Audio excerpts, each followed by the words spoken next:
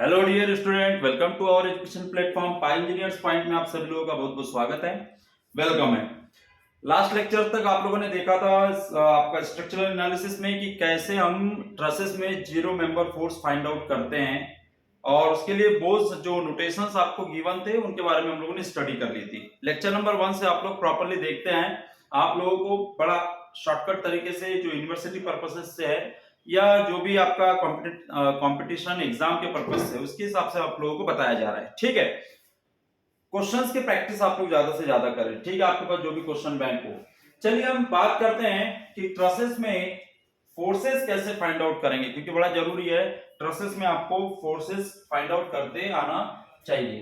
तो truss actually क्या होता है आप लोगों को पता होना चाहिए। ट्रस जो पिन जो कनेक्टेड होता है उसी को आप ट्रस कहते हैं। तो इसमें मुझे क्या करना है, फोर्स डिटरमाइन करना है इन ईच मेंबर। तो चलिए एग्जांपल से समझते हैं, फटाफट स्टार्ट करेंगे, ज्यादा टाइम वेस्ट नहीं करेंगे। तो एग्जांपल नंबर 1 लेते हैं आज का। मैं पहले सिंपल सा आप लोगों को ट्रस दिखा रहा हूं। This is your simple truss. ठीक है, ये आपके पास सिंपल सा ट्रस है और ये सारे पिन कनेक्टेड होते हैं, बताया था। और ये जो लोड है ये 50 किलो न्यूटन का लोड लगा हुआ है और यहाँ पे रिएक्शन हो जाएगी आई, है ना, बिकॉज कि ये ए पॉइंट है, ये जॉइंट है और ये बी जॉइंट है। ठीक है, या सपोर्ट है, सॉरी सपोर्ट है, जॉइंट भी है, सपोर्ट भी है। और ये आर बी, यहाँ की रिएक्शन हो जाएगी। हमें इन तीनों मेंबर्स में क्या करना है, फोर्स निकालना है। कितना फोर्स आ रहा है ये निकालना है। ये जो डिस्टेंस है 3 मीटर एज्यूम कर लेते हैं, 3 मीटर एज्यूम कर लिए। इसको हम ले लेते हैं 45 डिग्री और इसको ले लेते हैं 60 डिग्री। इस तरह से मैंने ये चीजें देख ली, आपको गिवन है। हमें सभी फोर्सेस में सभी मेंबर्स में फोर्स निकालना है। तो आपको सबसे पहले जैसे बीम में हम रिएक्शंस फाइंड आउट करते थे उसी तरीके से इसमें भी आपको क्या करना है, सबसे पहले रिएक्शन फाइंड आउट करना है। तो देखिए रिएक्शन फाइंड आउट करने के लिए दोनों जॉइंट पे ये दोनों है, ये क्या बेटा सिंपली सपोर्ट है कुल मिला के, क्योंकि पिन कनेक्टेड होते हैं। तो यहाँ पर यहाँ का क्या होगा, मोमेंट कैसा होगा, जीरो होगा, है ना। दोनों सपोर्ट का मोमेंट कैसा होगा, जीरो होगा। ठीक है, ये बात याद में रखना। क्यों, क्योंकि सभी पिन कनेक्टेड होते हैं, इसीलिए पिन कनेक्शन होगा तो वहां पे मोमेंट जीरो होगा। तो यहाँ पे मुझे आर ए और आर बी निकालना है। तो आपको एंटी क्लॉकवाइज और क्लॉकवाइज करके क्या करना है, मोमेंट कैलकुलेट करना है। और मोमेंट कैलकुलेट करने के बाद आप आर ए और आर बी की वैल्यू निकाल लेंगे। तो यहाँ R A plus R B, upward is equal to downward, आपको पता है R A plus R B कितना हो जाएगा, upward is equal to downward. तो डाउनवर्ड कितना बेटा, 50 किलो न्यूटन का लोड है, तो 50 किलो न्यूटन लिख दिया। फिर क्या करना है, इक्वेशन नंबर एक हो गई यहाँ पे। इसके बाद क्या करना है, किसी इस सपोर्ट के अबाउट या फिर इस सपोर्ट के अबाउट आपको मोमेंट लेना है। ठीक है, तो देखिए जैसे कि यहाँ पे मैं सिर्फ सिंपली अभी लिख रहा हूं, टेकिंग मोमेंट अबाउट ए के अबाउट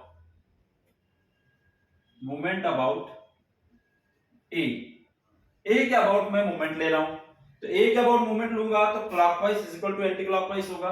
तो ध्यान दीजिएगा ये ए पॉइंट है, यहाँ पे ए पॉइंट है, ये आपका बी पॉइंट है और इसको ये जो लोड लगा है 50 किलो न्यूटन का, इसके लाइन ऑफ एक्शन को मैं आगे तक बढ़ाऊंगा तो यहाँ पे कहीं आएगी। तो इतनी डिस्टेंस क्या होगी, एक्स। तो यहाँ पे जो आएगा ये कितना आएगा बेटा, 50 किलो न्यूटन का लोड, और यहाँ से यहाँ तक की डिस्टेंस कितनी होगी, एक्स। हाफ तो होगी नहीं क्योंकि एंगल अलग अलग है। तो ये ऐसा नहीं कि हाफ में ब्रेक कर देगा, नहीं, जब दोनों एंगल बराबर हो तब ये हाफ पोर्शन में क्या करता, ब्रेक करता है, कट करता है। लेकिन ऐसा नहीं होगा, यहां से परपेंडिकुलर मैंने यहां डाला तो ये आधा आधा नहीं होगा, बिकॉज कि ये एंगल और ये एंगल क्या डिफरेंट है। यदि सेम होते तो हो जाती। आप लोगों ने 9th 10th में पढ़ा होगा। यहां से यहां तक की डिस्टेंस तो पता है 3 मीटर है ना। और ये लोड कितना लगा, ये वाला, ये आरबी लोड लगा है। तो मुझे मोमेंट निकालना है, टेकिंग मोमेंट अबाउट ए। तो सबसे पहले मुझे क्या करना पड़ेगा, ये डिस्टेंस निकालनी पड़ेगी। ये यदि x है, यहां से यहां तक मैंने x ले लिया, तो ये कितनी हो जाएगी बेटा, 3 माइनस एक्स, है ना। होगी क्या, नहीं होगी, 3 माइनस एक्स होगी, ये x हो गई तो ये 3 माइनस एक्स। ऐसा क्यों कर रहा हूं, क्योंकि मुझे x डिस्टेंस चाहिए। तो देखिए ये एक ट्रायंगल है और ये एक ट्रायंगल है, इन दोनों ट्रायंगल में एक साइड कैसी कॉमन है, और ये भी 90 डिग्री का एंगल है, ये भी 90 डिग्री का एंगल है, दोनों 90 डिग्री का एंगल है। तो मैं tan का फार्मूला लगा दूं, इसको ले लूं y मान लूं, तो y upon base, perpendicular upon base का यदि फार्मूला ले लूं तो क्या निकल के आ जाएगा, tan 45। तो यार मैं ये कर सकता हूं, यार tan 45 degree is equal to क्या कर सकता हूं बेटा, y अपॉन x कर सकता हूं, y अपॉन x, है ना। और क्या कर सकता हूं, tan 60 बराबर क्या कर सकता हूं, y upon 3 minus x, and tan 60 is equal to क्या कर सकता हूं, क्या कर सकता हूं बेटा, y अपॉन 3 माइनस x।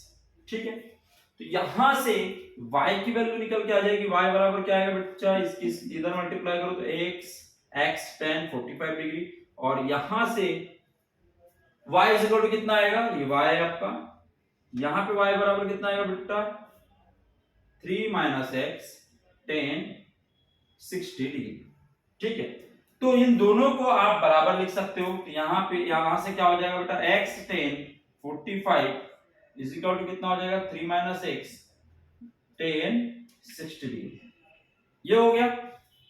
इसको सॉल्व करेंगे तो x की वैल्यू बड़ी इजीली मिल जाएगी, है ना। इसका मल्टीप्लाई कर दो तो यहाँ पे कितना हो जाएगा, ये 3 tan 60 डिग्री, है ना। इसको कर देंगे माइनस x tan 60 डिग्री, इस तरह से हो जाएगा।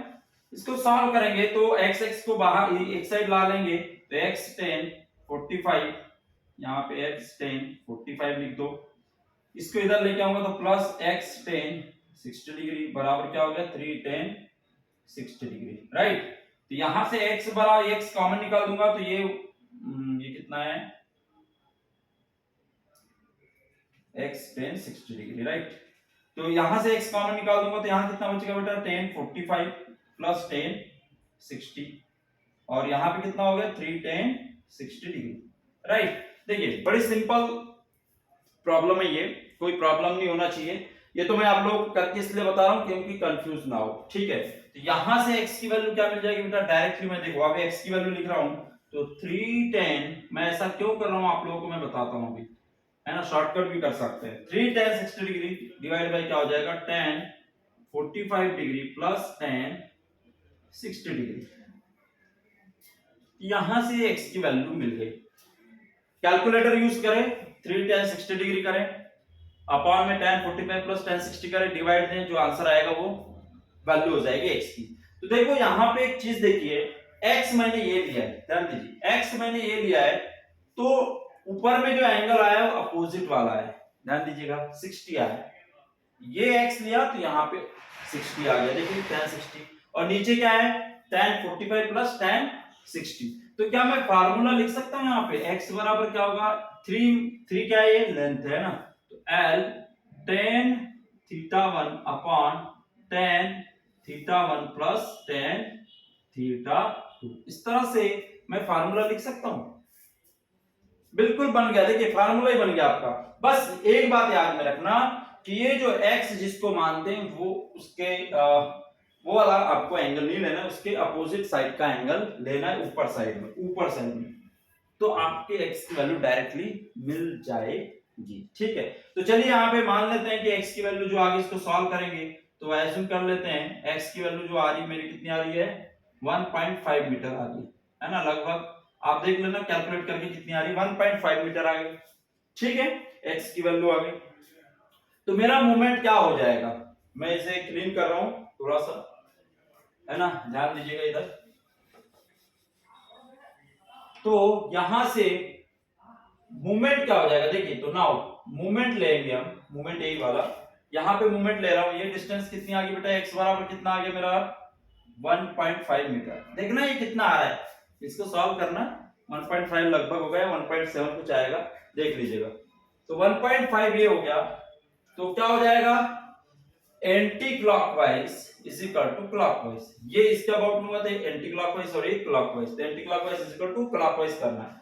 तो RB इनटू यहां से यहां तक की डिस्टेंस कितनी बेटा, 3 मीटर इज इक्वल टू कितना, 50 इंटू यहां से यहां तक की डिस्टेंस, तो 50 इंटू कितना 1.5, तो यहां से RB की वैल्यू जो निकल गई वो कितना हो गया, 50 इंटू 1.5 डिवाइड बाय 3, तो ये 25 किलो न्यूटन आ गया, क्या आ गया, 25 किलो न्यूटन आ जाएगा।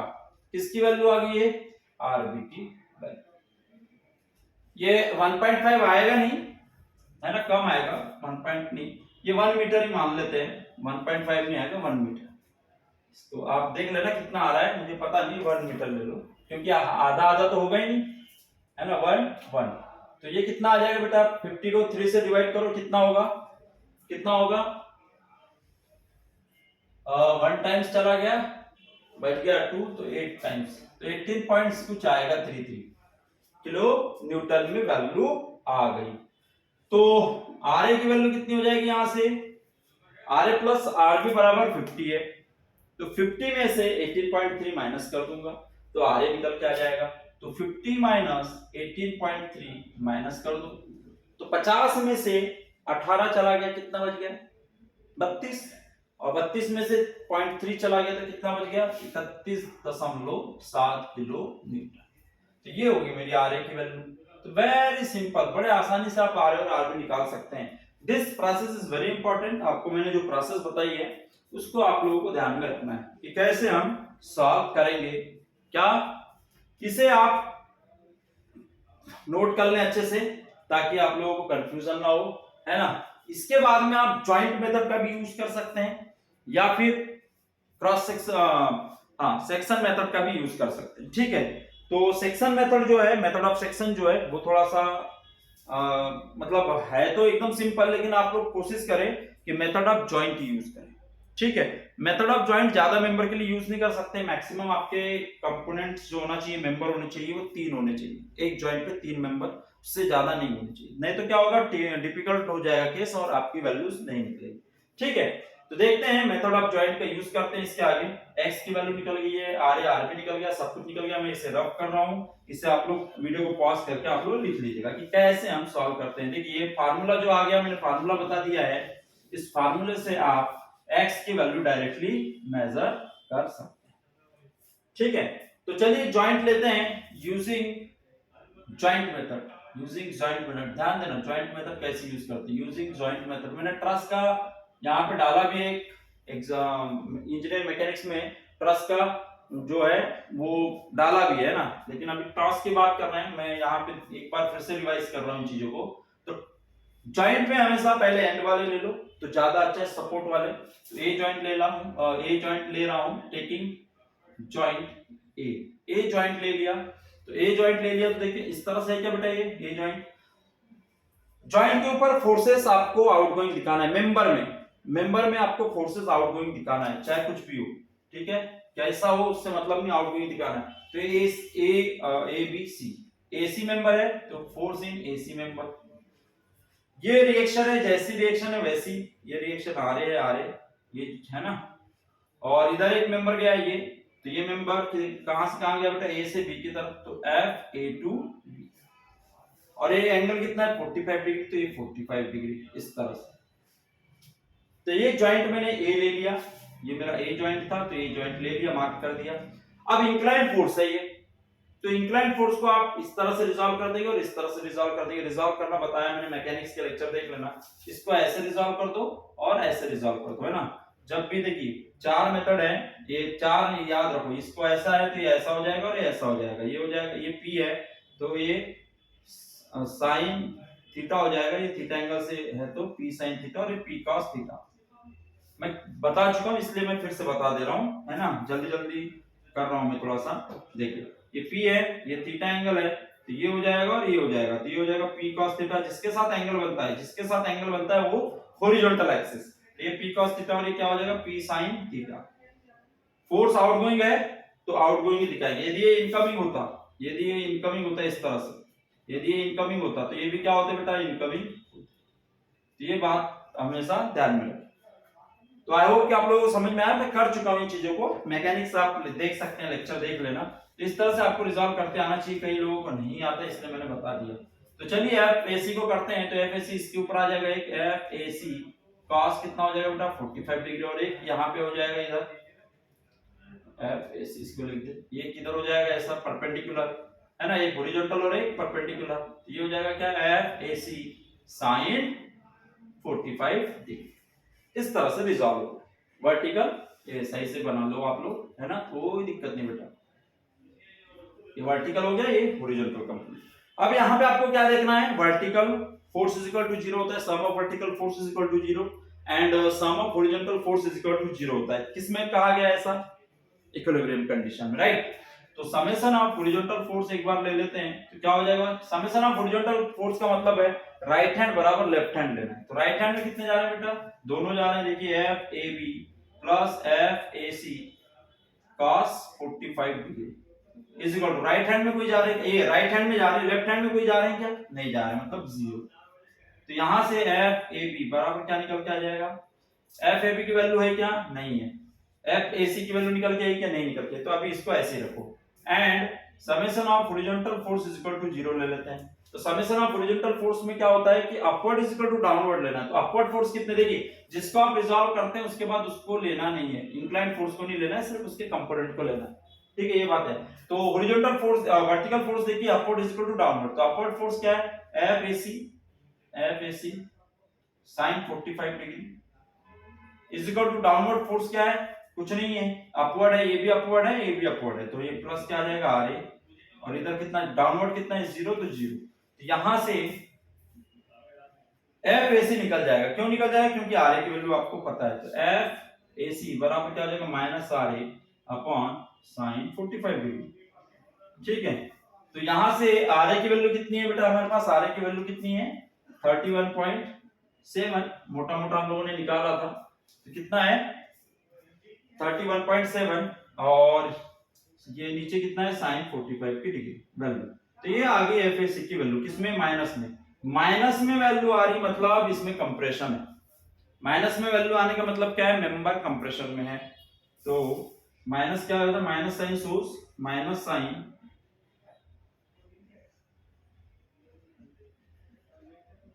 कंप्रेशन फोर्स, कंप्रेसिव फोर्स, ठीक है, माइनस साइन क्या शो करता है, कंप्रेसिव फोर्स शो करता है, ठीक है। यदि पॉजिटिव आता है तो टेंसाइल होता है, मतलब कि एलोंगेट कर रहा है मेंबर को। यहाँ पे मेंबर एसी मेंबर कैसा हो रहा है, कंप्रेस हो रहा है, मतलब कि ये ऐसे कंप्रेस हो रहा है, ठीक है, निगेटिव आने का मतलब ये। और जाहिर सी बात है, देखिए यहाँ पे होगा, ये कंप्रेस होगा, ये भी मेंबर कंप्रेस होगा, ये भी कंप्रेस होगा, है ना, ठीक है। तो ये वैल्यू आ गई, या अब मेरे पास कैलकुलेटर नहीं है अभी, कैलकुलेटर से आप यूज कर लेना और देख लेना कितना आ रहा है, ठीक है। एफएसी आ गया, एफएसी की वैल्यू को इसमें पुट कर दोगे इसमें, एंड एफ ए बी बराबर क्या हो जाएगा बेटा, यहां से देखिए, यहां से एफ ए बी बराबर क्या हो जाएगा, इसको इधर ट्रांसफर कर दूंगा, तो माइनस एफ ए सी क्या है, cos 45 डिग्री है। तो यहां से एफ ए सी की वैल्यू तो आएगी, ये माइनस है, माइनस माइनस कैसा हो जाएगा, प्लस, तो 31.7 डिवाइड बाय कितना हो जाएगा, sin 45 डिग्री इनटू ये cos 45 डिग्री। तो sin cos बराबर होता है, तो यहां पे कितना आ गया, 31.7 ही आया, ठीक है, इस तरह से। तो ये यहां से पता चल गया। तो एफ ए की जो वैल्यू आई वो पॉजिटिव कितनी आई, 31.7 किलो न्यूटन में, तो किलो न्यूटन में, यहां पे भी किलो न्यूटन में, ठीक है। इस तरह से आपको कैलकुलेट करना है मेंबर में फोर्स, कितना भी बड़ा स्ट्रक्चर हो, कोई मतलब कोई दिक्कत नहीं है, आपको क्या करना है कि जॉइंट टू जॉइंट चलते जाना है और वैल्यूज निकालते चले जाना है। तो यहाँ पे पॉजिटिव वैल्यू है, मतलब ये कैसा है, टेंसाइल है, कैसा है, टेंसाइल। तो आप लोगों को एक मैं इसे रब कर रहा हूँ, वीडियो को पॉज करके आप लोग लिख लेना, आपको टेबल बनाती आनी चाहिए। तो टेबल में क्या बनाना है कि सबसे पहले लेंगे आप मेंबर, मेंबर के बाद लेंगे फोर्स, और फोर्स के बाद निकालेंगे नेचर, ये आना चाहिए। मेंबर कौन सा है, फोर्स कौन सा है। तो कितने मेंबर है यहाँ पे, एसी मेंबर है, एबी मेंबर है और बीसी मेंबर है, ठीक है।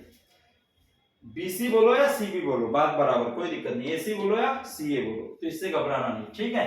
तो एसी मेंबर में जैसे यहाँ पे फोर्स निकला, कितना निकला है, 31.7 अपॉन sin 45 डिग्री निकला है, माइनस में, मैं अभी ऐसे लिख, इसको सॉल्व करके लिख देना। और एबी में कितना निकला है, 31.7, ठीक है, इस तरह से।